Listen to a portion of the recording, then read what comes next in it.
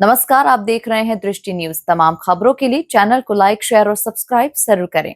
विदिशा में श्री सकल दिगंबर जैन समाज समिति के तत्वावधान में आयोजित श्री 1008 सिद्ध चक्र महामंडल विधान और विश्व शांति महायज्ञ महोत्सव के तहत केंद्रीय कृषि एवं किसान कल्याण मंत्री शिवराज सिंह चौहान आयोजन में शामिल हुए। उन्होंने आचार्य श्री विशुद्ध सागर जी महाराज के दर्शन कर आशीर्वाद प्राप्त किया और विधान में भाग लिया। शिवराज सिंह चौहान ने संबोधित करते हुए कहा कि दुनिया में चारों ओर युद्ध और तनाव का माहौल है। अब युद्ध सीमाओं पर नहीं बल्कि हजारों किलोमीटर दूर से मिसाइल और ड्रोन हमलों के रूप में हो रहे हैं। बड़े बड़े नेता दुनिया को खत्म करने की धमकी दे रहे हैं, जो अत्यंत चिंता का विषय है। उन्होंने कहा कि रूस, यूक्रेन, इजराइल, ईरान और अन्य देशों के बीच बढ़ती अशांति के बीच अब दुनिया को अहिंसा, परमो धर्म जैसे सिद्धांतों की पहले से कई अधिक आवश्यकता है।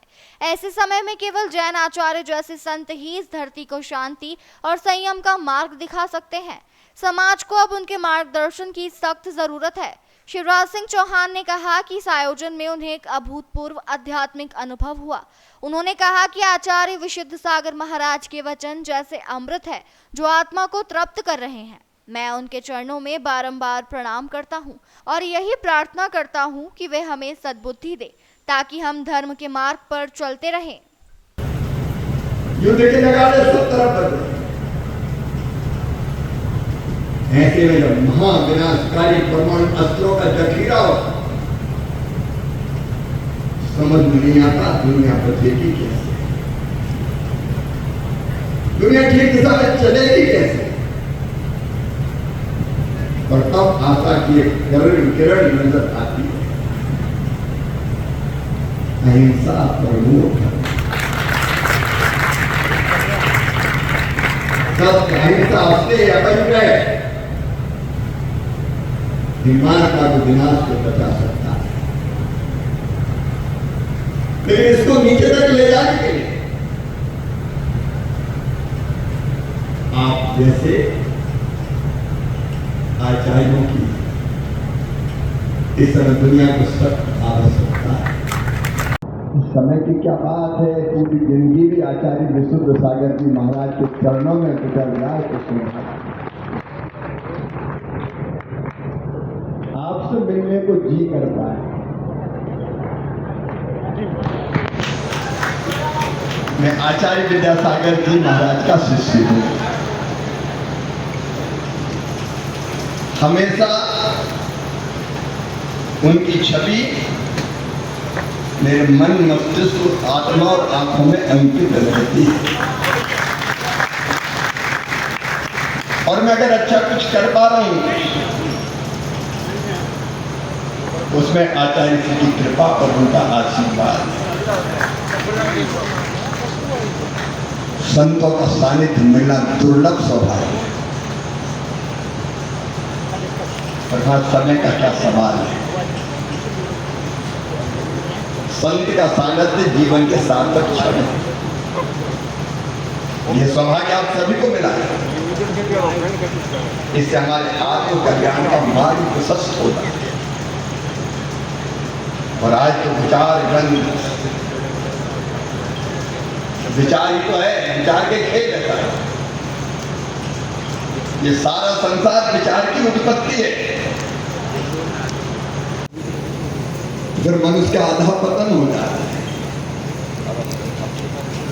फिर आतंकवादी बन के पहलगांव में निर्दोषों का कत्ल करने में भी संकोच नहीं करता। ये विचार के खेल का महर्षि वाल्मीकि डाकू थे,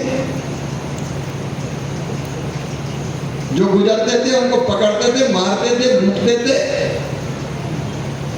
और कहते थे घरे में उन्हें जनेऊ मरकर रखे थे, कितने मारे। लेकिन एक बार उनसे पूछ लिया कि अच्छा मार देना, लेकिन तुम बताओ तो ये किस लिए कर रहे हो, महापाप में किस लिए कर रहे हो?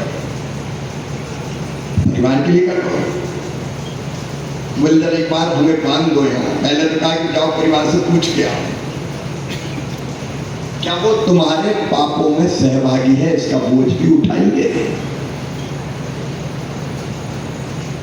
वाल्मीकि बोले बड़े कलाकार हो, भाग जाओगे, ये सोच के कर मैं जाऊंगा। बोले ऐसा करो हमें पेड़ से बांध दो, बांध के चले जाओ, लौट के आओ, लेकिन पूछ के आओ, फिर बताओ, फिर मार देना।